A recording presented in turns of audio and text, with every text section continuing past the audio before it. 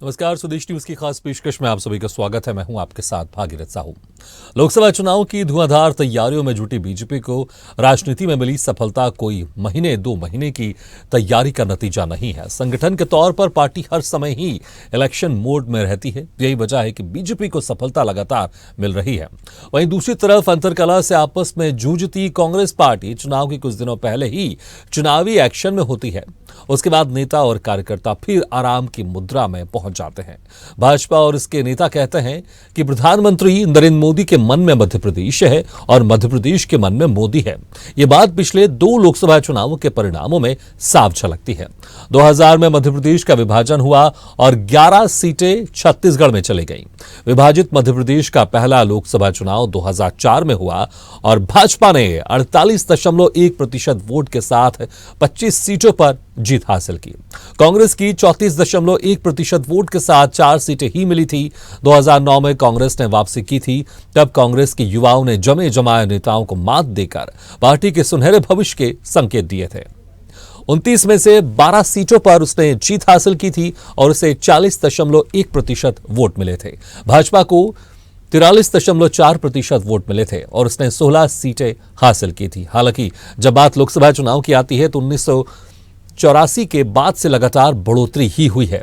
लोकसभा चुनाव के vote share में उछाल नरेंद्र मोदी के लहर का नतीजा हो सकता है। दिसंबर 2018 से मार्च 2020 के बीच की अवधि को छोड़कर दिसंबर 2003 से मध्य प्रदेश में भाजपा सत्ता में है। 1980 से 2023 के बीच मध्य प्रदेश विधानसभा चुनावों में भाजपा के वोट शेयर के विश्लेषण से पता चलता है कि पार्टी ने जिन सीटों पर चुनाव लड़ा वहां उसका वोट शेयर 31.38% से 48.5% के बीच रहा है। लोकसभा चुनाव में यह कहानी बिल्कुल अलग हो जाती है।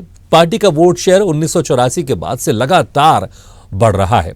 1993 में भाजपा को विधानसभा चुनाव में 38.82% वोट मिले थे, जबकि 1996 के लोकसभा चुनाव में 41.32%। 2018 के विधानसभा चुनावों में 41.33% वोट शेयर के बाद पार्टी ने 2019 में ग्राफ ऊंचा किया और कुछ ही महीनों बाद वोट शेयर बढ़कर 58.23% हो गया। 2014 में भाजपा को 54.76% वोट मिले थे। एक बार फिर लोकसभा चुनाव में एक तरफ मोदी की गारंटी है तो दूसरी तरफ राम मंदिर में रामलला की प्राण प्रतिष्ठा हो चुकी है। फिर कांग्रेस के नेताओं के छोड़ने की जो होड़ मची है उसमें कांग्रेसी दूसरे कांग्रेसी को शक की नजरों से देखने लगे हैं। संगठन भी हैरान है कि कहीं ऐसा ना हो जिसको उम्मीदवार घोषित करे वो बीजेपी की सदस्यता लेने पहुंच जाए। इसी ऊहापोह में पिछले 15 वर्षों से देश की सबसे पुरानी पार्टी प्रदेश में अपना जनाधार खोते जा रही है और बीजेपी सफलता के नए सोपान प्राप्त कर रही है। ऐसे में इस बार 29 सीटों का लक्ष्य मिलना भी मुश्किल नहीं दिखता। चलिए इसी खास मुद्दे पर हम चर्चा शुरू करते हैं और जो मेहमान हमारे साथ मौजूद हैं मैं उनका आप लोगों से तारुफ कराता हूं। हमारे साथ हैं BJP media panelist Priyanka Dubey ji, Congress प्रवक्ता अभिनव बरोलिया जी और स्वदेश न्यूज की सीनियर एडिटर मुक्ता पाठक जी।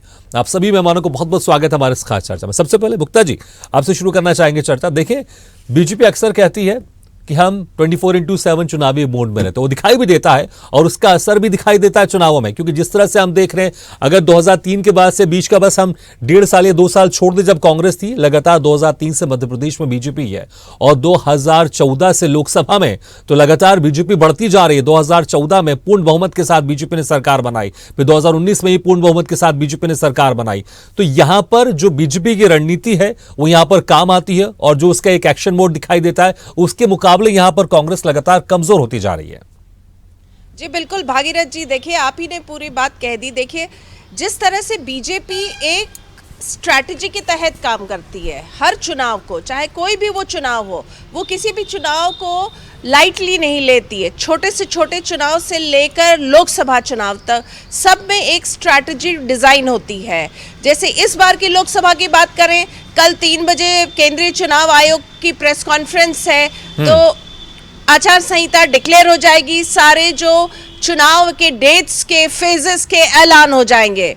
तो देखिए, इस बार का लोकसभा का चुनाव है, इसकी स्ट्रैटेजी पहले ही प्रधानमंत्री नरेंद्र मोदी ने कह दी। उन्होंने कहा 370 पार, हर बूथ में आपको 370 वोट बढ़ाना है, 370 के नारे, 370 सीट से ज्यादा लाना है। और यहाँ पे देखिए, बताइए कांग्रेस का क्या नारा है, कांग्रेस ने क्या कोई नारा दिया, कोई स्ट्रैटेजी बताई? तो इसमें ही डिफरेंस नजर आ जाता है। और जो अगर हम मध्य प्रदेश की बात करें तो मध्य प्रदेश में हम देख रहे हैं रोज बीजेपी का दामन थाम रहे हैं कांग्रेस के नेता, चाहे वो छोटे हों, कार्यकर्ता हों, चाहे वो बड़े से बड़े नेता हो। तो लगातार देखिए एक भगदड़ की सिचुएशन सी है। और मैं लगातार ये बात कह रही हूँ, देखिए बीजेपी बहुत स्ट्रैटेजिकली काम करती है। जैसे कहा जाता है कि जब वॉर होता है तो आपको बहुत तरीके से काम करना पड़ता है। तो लोकसभा चुनाव से पहले आप देखिए बीजेपी किस तरह का माइंड गेम खेल रही है, लगातार कांग्रेस से सभी नेताओं को बीजेपी में ला रही है। इससे क्या मैसेज जा रहा है जनता के बीच में कि कांग्रेस अपने नेताओं को ही नहीं संभाल पा रही है तो देश को कैसे संभालेगी, वोट कैसे आप ऐसे पार्टी को देंगे? तो देखिए स्ट्रैटेजिकली कितने तरीके से काम कर रहे हैं। और जो राम मंदिर का इशू है वो एक बहुत बड़ा इशू है, और उसमें वो न्योता ठुकरा के भी कांग्रेस बैकफुट पे आ गई है, क्योंकि ये कांग्रेस के स्थानीय नेता भी मानते हैं यहाँ पे कि राम मंदिर के इनविटेशन को कांग्रेस के नेताओं को, आला नेताओं को नहीं ठुकराना था। तो बहुत सारे ऐसे इश्यूज हैं। इस तरीके से बीजेपी जो है स्ट्रैटेजिकली काम कर रही है और वो आगे बढ़ रही है। इस बार की विधानसभा की अगर हम बात करें 2023 की, तब भी कांग्रेस का माहौल था। जिस तरह से कांग्रेस ने एक माहौल क्रिएट किया था कि कांग्रेस की सरकार आ रही है, कमलनाथ जी शपथ लेंगे, लेकिन आप देखिए कांग्रेस कितने कम सीटों में सिमट गई और बीजेपी कितने 163 सीट्स उसको मिली विधानसभा में। उसी से समझ आ रहा है कि कैसे स्ट्रैटेजिकली काम करती। तो कांग्रेस को भी स्ट्रैटेजी अपनानी पड़ेगी। बिल्कुल, इसमें कोई शक नहीं, क्योंकि जिस तरह से हम आंकड़े देखें, विधानसभा चुनाव देख लें, लोकसभा चुनाव देख लें, लगातार बीजेपी बढ़ती जा रही। प्रियंका जी, 2 सिर्फ लोकसभा सांसद हुआ करते थे जब आप लोग की पार्टी बनी थी बीजेपी, और आज लोकसभा में 303 आपके खुद के सांसद हैं, और लगातार 2 बार से खुद के दम पर पूर्ण बहुमत की सरकार बनाना। अगर एनडीए की गिनती भी अगर साइड कर दूं, उसके बावजूद बीजेपी के पास खुद के पास इतने आंकड़े कि वो अपने दम पर लगातार 2 बार सरकार बनाती आ रही है। बीजेपी की जो कोर रणनीति है वो यहां पर कुछ बदली हुई भी दिखाई देती है, हम देख रहे हैं पिछले 10 सालों से, और उसका असर भी दिखाई दे रहा है। तो जो बीजेपी या जो हम देखेंगे जब से शुरुआत हुई है 2 से लेकर आज 303 सांसद तक, इसमें वो कोर रणनीति क्या थी जो लगातार बनी हुई थी, और किस रणनीति में बदलाव हुआ जिसका ये असर भी हम देख रहे हैं? देखिए, ये सारा जो प्रभाव अगर आप देखेंगे, अगर स्पष्ट नेतृत्व हो आपके पर, मजबूत नेतृत्व अगर आपके पास में रहते हैं, सारी चीजें विजन के ऊपर निर्धारित रहती है। हमारा जो मैनिफेस्टो आज डे 1 से, जिसको लेके जनसंघ से लेकर के भारतीय जनता पार्टी स्टार्ट हुई, आज तक वही रहा, और जनता के बीच में उसकी प्रतिबद्धता को लेकर के हम सदैव उपस्थित रहे। उसके बाद में जो हमारा माइक्रो मैनेजमेंट में, जिसमें हमेशा केंद्रीय नेतृत्व हमें सदैव सलाहकार रहता है और हमारा मार्गदर्शक रहते हैं। तो जैसा भी आपने बात करी कि जनता के बीच में सदैव उपस्थिति जो बनी रहती है, जैसे अभी हमारा अभियान चल रहा है 22 तारीख से, जो 13 तारीख से लेकर के 22 तारीख तक चलेगा, बूथ विजय अभियान। उसमें हम हर बूथ पर बूथ के कार्यकर्ता के साथ में हर व्यक्ति उपस्थित है, उसको लेकर के कार्यक्रम चालू हो चुके हैं, और हम जनसंपर्क लगातार उसमें माध्यम से करे जा रहे हैं। अभी जैसे हमारे बीच में बहन बोल रही थी कि हर बूथ के ऊपर 370 वोट को जो है हमें इंक्रीज करना है। कई जगह बूथ छोटे हैं तो पॉसिबल नहीं होता है, बट जहां हो सकता है वहां पर करना है। दूसरा मैसेज ये है कि जो आर्टिकल 370 जो है, आज हमारा कश्मीर हमारे अंदर विलय हो गया, वो एक जनता के बीच का विषय है, जिसमें हम इंटरकनेक्टेड कर रहे हैं हर स्टेट्स के बीच में।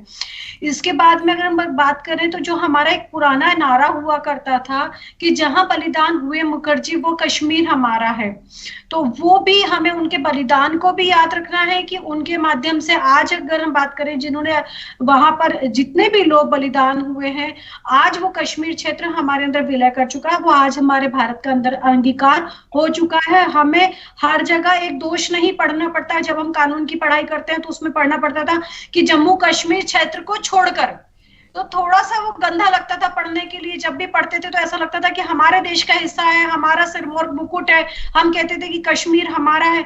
और जब उसके ऊपर हम वो चीज पढ़ते थे तो हमें थोड़ा सा खेद व्यक्त होता था कि पढ़ रहे हैं, सारे कानून पढ़ रहे हैं, और हम ही हमारे देश में रह करके ये पढ़ रहे हैं कि जम्मू कश्मीर क्षेत्र को छोड़ करके, और वहां की जो स्थिति है जब भी किसी से चर्चा करते थे तो दुखद होती थी। ठीक है, तो ठीक वो है। तो चीज आप ये कह रहे हैं कि जो जनता से जुड़े मुद्दे हैं बीजेपी उसको पूरी तरह से सामने लेकर आती है, उसके ऊपर काम करती है, उसको पूरा करती है, इसलिए बीजेपी का लगातार यहां पर जनाधार बढ़ते जा रहा है।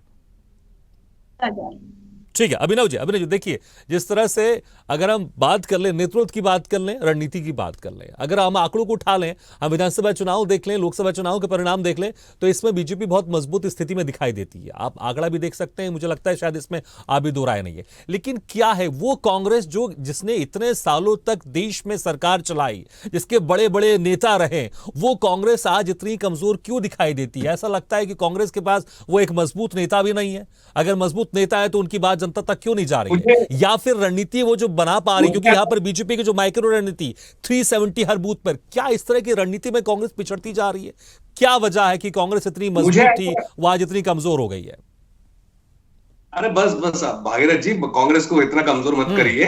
मैं तो आंकड़ों की बात कर रहा हूं, मुझे ऐसा लगता है कि आपके अंदर थोड़ा सा ऐसा फील है कि कांग्रेस बहुत कमजोर हो गई है, लेकिन ऐसी कहीं कमजोर नहीं है। पिछले 6 महीने में 7 चुनाव हुए हैं। ठीक है, मैं एक लाइन जोड़ देता हूं इसमें। वो कांग्रेस जिसकी लोकसभा में 400 से ज्यादा सांसद थे, आज लोकसभा में 50 सांसद भी नहीं है। तो मैं वही कह रहा हूं, मैं आंकड़ों की बात कर रहा हूं, मैं अपनी बात, दिल की बात नहीं कर रहा। मैं मुझे डिबेट तो प्लीज नहीं, ठीक है, मैंने कहा एक लाइन जोड़ देता हूं मैं। आपने प्रियंका जी को पूरा सुना? नहीं, मैं आपको पूरा मौका दूंगा, आपको पूरा मौका दूंगा, आपको ही मौका दूंगा, प्लीज कंटिन्यू। सर मैं ये कहना चाहता हूं आपसे भागीरथ जी कि पिछले 6 महीने में 7 चुनाव हुए, और उन 7 चुनावों में आपने देखा होगा 3 में कांग्रेस जीती, 3 में भाजपा जीती। अब कहां कमजोर हुई? 1 में अन्य दल जीता। ठीक है, कर्नाटक में 40 सीटों पे भाजपा की जमानत जब्त हुई, जहां पे इनकी जबरदस्त सरकार थी। तो कौन कमजोर हुआ? ये कमजोर हुए। तेलंगाना में ये पूरी ताकत से आए थे, ये वहां पे हार गए। हिमाचल प्रदेश में 99% जहां पे ये कहते हैं हम तो हिंदुत्व के ठेकेदार हैं, सब कुछ हम करते हैं, वहां पूरी तरीके से पिछड़ गए, अभी भी वहां पे हाथ मारने की कोशिश कर रहे थे। अब रही बात ये मध्य प्रदेश की और राजस्थान की, यहाँ पे हमारा वोट परसेंट 40% है और इनका 41% है, 1% का अंतर है। अब आप कह रहे हैं कि यहाँ लोग जा रहे हैं, आ रहे हैं। पिछले चुनाव में आपने देखा होगा, विधानसभा के चुनाव में 5-5 हजार, 10-10 हजार लोग आ रहे थे गाड़ियों से। पूर्व मंत्री दीपक जोशी जी हो, चाहे वीरेंद्र रघुवंशी जी हो, चाहे जो शर्मा जी हो, तमाम लगातार ज्वाइनिंग हो रही थी। तब आप लोग कुछ भी नहीं, इस पे बात ही नहीं कर रहे थे। अभी किसी नेता के साथ 8 लोग जा रहे हैं, 10 लोग जा रहे हैं, तो ये बातें हो रही हैं। ठीक है, अब इसके बाद सबसे बड़ी बात यह है कि कल शाम से देश में, पूरे देश में सबसे बड़ा मुद्दा चल रहा है इलेक्टोरल बॉन्ड का। देश की जनता के टैक्स का, आपके टैक्स का पैसा खा गए ये लोग। इस देश के सबसे भ्रष्टम प्रधानमंत्री साबित हो रहे हैं नरेंद्र मोदी। आप सोचिए किस चीज में स्कैम कराए। सुप्रीम कोर्ट ने फटकार लगा दी है उस पर। इन लोग को देना पड़ रहा है जवाब। एसबीआई पहले मना कर रही थी कि हम नहीं देंगे, 3 महीने बाद देंगे, फटाक से सारे नाम दिए। अभी भी उसमें कारस्तानी करी कि नाम नहीं दिए, अब वो नाम भी सामने आते जा रहे हैं। उसमें देख लीजिए आप, जुआ सट्टा खिलाने वाली कंपनी, उसने चंदा दिया इनकी पार्टी को। कोविशील्ड बनाने वाली 1 दिन में 50 करोड़ रुपए दे दिए आधार पूरा वाला ने। तो आप सोचिए ना कितने भ्रष्ट लोग हैं जो जनता को भी नहीं छोड़ रहे। तो बेरोजगार युवा ये सब देख रहा है, कर्मचारी देख रहा है, सब देख रहे हैं कि नौकरी नहीं है, तनख्वाह, आपकी तनख्वाह नहीं बढ़ रही है। मुक्ता जी यहाँ है, इनकी तनख्वाह नहीं बढ़ रही, लेकिन मजबूरी है, आप लोग का दोष नहीं है। ये मुक्ता जी भी की है कि इस मुद्दे को वो बोले नहीं पाएंगे। देखिए मेरे को लगता है कि आप राजनीतिक बात करें, व्यक्तिगत बात की मुझे लगता है आवश्यकता नहीं, क्योंकि मुझे लगता है कि ये बिल्कुल बेसलेस बात है जिस तरह का आप रीजन दे रहे हैं। मुझे ऐसा लगता है शायद, देखिए क्या कांग्रेस यही है कि हम जिस तरह से सवाल करते हैं कांग्रेस कहीं और भटक जाती है। मैंने लोकसभा के आंकड़े आपको बताया, मैंने वो कांग्रेस जो एक समय में 400 से ज्यादा लोकसभा सांसद थे, आज 50 भी सांसद नहीं है, इसलिए मैं कह रहा हूं। और वो बीजेपी जिसके सिर्फ 2 सांसद थे, आज 303 उसके सांसद है। इस बात पर ना कि अगर आप व्यक्तिगत जा रहे हैं, तो शायद यही वजह है कि कांग्रेस जब मुद्दे की बात करने की बारी होती है फिर वो किसी और दिशा में चले जाती है। सुप्रीम कोर्ट ने बोली है वो बात मैं आपके चैनल पे बोल रहा हूँ। सुप्रीम कोर्ट का बता रहा हूँ कि कितनी भ्रष्ट सरकार है ये जो चल रही है। तो आपकी ये बात जनता क्यों नहीं समझ पाती है और वोट में तब्दील क्यों नहीं हो पाता है? 2014 उठा ले, 2019 उठा ले, आपकी बात जनता क्यों नहीं समझ पाती है? राम जी ने दंड दिया है, कल शाम से जो दंड मिला है तो घबराए हुए हैं, बौखलाए हुए, सभी लोग बौखलाए हुए हैं। जब से कल से राम जी ने दंड दिया है, खूब राम जी का इस्तेमाल किया, क्या हुआ? पोल पट्टी खुल गई पूरी कि कितना पैसा आया, क्या हुआ। श्री राम किसी को नहीं छोड़ते भागीरथ जी, श्री राम में बहुत ताकत है। ये कितना भी किसी को कोस ले, कुछ भी कर ले, खूब अपनी वाहवाही कर ले, लेकिन जो रोता बिलखती जनता है ना, उसकी बद्दुआएं और श्री राम का दंड, ये ठीक बहुत है। बड़ी हालांकि मैं चीज बता है। दूं, भगवान बड़ी श्री राय राम ने रखता हूं। हमेशा हमेशा क्षमा की बात की है। रावण को भी कई बार उन्हें समझाने की कोशिश की है। भगवान श्री राम हमेशा क्षमा की बात करते हैं, और जब कोई रास्ता नहीं बचता है उसके बाद फिर जो उस ना पर धर्म के खाऊंगा आधारित ना होता है वो खाने काम दूंगा करते हैं। वाले, तो मैं आपसे वही कह रहा हूं, ना ठीक है, खाऊंगा ठीक ना है, खाने दूंगा वाले ठीक है, लोग ये चलिए। लोग लेकिन मुक्ता जी, अब क्या कर रहे हैं? मुक्ता जी देखिए, कहां जिस मुंह तरह से लेके अगर हम घूमेंगे रणनीति अपना? की बात कर लें, ना खाऊंगा रणनीति ना की बात कर खाने लें, दूंगा। क्या यही बीजेपी बोलते की थे जो ना, आप यहां पर ना एग्रेसिव खाऊंगा, रणनीति दिखाई दे रही ना है, खाने ठीक है दूंगा। अभिनव जी, मैंने आपको पूरा मौका दिया, मैं दोबारा आपके पास भी आऊंगा। मुक्ता जी, एक समय था जब अटल बिहारी की वाजपेयी सिर्फ एक सीट के कारण गिर गई थी उनकी सरकार, लेकिन आज जहां पर आज बीजेपी के पूरे वहां पर बहुमत भी नहीं होता, वहां पर बीजेपी सरकार बना लेती है। क्या बीजेपी अब यहां पर बदली हुई है? जो पहले बीजेपी डिफेंसिव होती थी कि सिर्फ एक सीट के कारण अटल बिहारी वाजपेयी की सरकार गिर गई, आज अब बीजेपी एग्रेसिव मोड में है, जहां पर बहुमत भी नहीं होता, वहां पर बीजेपी की रणनीति ऐसी काम आती है कि बीजेपी सरकार बना लेती है। यही एग्रेसिव बीजेपी को लगातार आगे बढ़ाती जा रही है। पाने की जो बात है, कई बार केंद्रीय गृह मंत्री अमित शाह यहाँ पे आए हैं, उन्होंने अपने भाषण में, प्रेस कॉन्फ्रेंस के दौरान भी ये बात बहुत स्पष्ट की। जब उनसे बार बार पूछा जाता है कि आप इतने कांग्रेस के नेताओं को ले रहे हैं, उनका ये देखिए, बीजेपी की अब जो स्ट्रैटेजी है, पहले की पॉलिटिक्स और अब की पॉलिटिक्स में बहुत अंतर है। अब बहुत क्लियर है कि सत्ता होना चाहिए, बीजेपी को सत्ता में होना है। उसके लिए कांग्रेस के नेता अगर आ रहे हैं, आने दीजिए, वेलकम है। तो सत्ता में काबिज रहना है। देखिए, ये स्ट्रैटेजी पे बीजेपी बहुत क्लियरली चलती है। अब इसका मतलब ये नहीं कि हर वक्त यही करती है, वो बाकी भी काम करती है। जैसे बूथ, अभी जो प्रियंका जी ने बताया कि जो अभियान चल रहा है 10 दिन का, हर बूथ में हर बड़े नेता पहुंच रहे हैं, बूथ लेवल पे वोट बढ़ाने की बात हो रही है। तो इस तरह के तमाम कार्यक्रम साल भर चलते हैं बीजेपी में। बीजेपी लगातार जनता से कनेक्ट करती है, बीजेपी लगातार अपने कार्यकर्ताओं से कनेक्टेड रहती है। जितनी बैठकें, जितनी मीटिंग्स बीजेपी में होती है, उतने हमने कभी कांग्रेस में नहीं देखा है। तो वर्किंग पैटर्न अलग है कांग्रेस और बीजेपी का। तो बीजेपी स्ट्रैटेजिकली भी काम करती है, और साथ में उसका जो एक मूल मंत्र है कि सत्ता में काबिज रहना है, उसके लिए अगर कांग्रेस से नेता आ रहे हैं, अन्य पार्टी से नेता आ रहे हैं, बीजेपी का दामन थाम रहे हैं, वो उसके लिए भी तैयार है। बिल्कुल प्रियंका जी, भगवान श्री राम हमेशा आराध्य रहे हैं सबके, और एक बड़ा मुद्दा भी रहा है, श्री रामलला का मंदिर बन गया है। लेकिन अगर हम बात कर लें प्रियंका जी, बीजेपी राजनीति में जो रणनीति है वो श्री कृष्ण की रणनीति अपनाती है यहाँ पर। देखिए, युद्ध युद्ध की तरह लड़े जाते हैं, और युद्ध को युद्ध की तरह ही देखना चाहिए। मैं इस बात में बिल्कुल फेयर बात करती हूँ कि समर भूमि की तरह ही मतलब सज्ज होकर के उतरना चाहिए। हमारे अभिनव भाई साहब जो बात कर रहे थे अभी, इन्हें अगर इतनी चिंता जो है ये कर रहे हैं दूसरे के घर। प्रियंका, एक लाइन जोड़ना चाहूंगा, जिस तरह से आपने जिक्र किया, पहले मुझे लगता है शायद ये जिक्र नहीं था, पहले इतनी बीजेपी एग्रेसिव नहीं थी, इसलिए अटल बिहारी वाजपेयी की सरकार एक सीट के कारण गिर गई। अगर बीजेपी उस वक्त चाहती है, मुझे लगता है ज्यादा मुश्किल नहीं होता, जिसकी पहले से सरकार बनी हुई वो एक सीट आराम से जुटा सकता था। लेकिन अब बीजेपी बदली हुई है, बीजेपी अब इस तरह से मोड में बिल्कुल नहीं जाना चाहती। बीजेपी को लगता है एक सीट की वजह हम अपनी सरकार क्यों गिराएंगे, जहां पर हमारी सरकार नहीं भी है, जहां पर बहुमत नहीं भी है, वहां पर ही बीजेपी सरकार बनाने की कोशिश करती है। ये बीजेपी की एग्रेसिवनेस है। एग्रेसिवनेस नहीं, ये हमारे देश की डिमांड है। अगर हम बात आपके माध्यम से मैं बताऊंगी, आप खुद कह रहे हैं कि एक मत से सरकार गिर गई थी, उसका जो री इलेक्शन हुआ उसका भार किसके ऊपर पड़ा? जनता के ऊपर ही पड़ा, जनता को ही उस चीज का नुकसान हुआ। तो अब ये सब चीजें जनता भी समझ चुकी है, इसलिए वो स्पष्ट मैंडेट की बात करती है, और जो लोग अपने बच्चे कायम होते हैं उनके साथ होती है। जो दिशाहीन है, नेतृत्वहीन है, लक्ष्य विहीन है, उनके साथ अब जनता नहीं जाना चाहती। यही चीज विधानसभा इलेक्शन में हुई, जिसको इन्होंने बार बार ईवीएम का रोना रोया, यही मिसमैनेजमेंट इनका विधानसभा में था। अब तो चलो खुल करके लोग बल्क अमाउंट में ही कह रहे हैं, 8-8, 10-10, 2500, 3000 लोगों के साथ आकर के लोग ज्वाइनिंग दे रहे हैं, 2-2, 2,500 लोगों के साथ में, आप डेली देख सकते हैं। तो उसके बाद भी अगर इनको सेल्फ एनालिसिस करने की जगह कभी मीडिया पे प्रश्न चिन्ह खड़े करना है, कभी मशीनरीज पे तंत्र खड़े करना है, कभी प्रशासनिक सेवाओं पे सवाल खड़े करना है, तो ये इनकी गलती है कि ये दूसरों में दोष ढूंढ रहे हैं, बजाय इनको आत्मावलोकन करना चाहिए।